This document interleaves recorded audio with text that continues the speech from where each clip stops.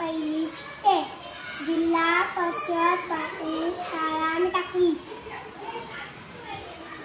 काका घरी आला, काकी घरी आली, मामा घरी आला,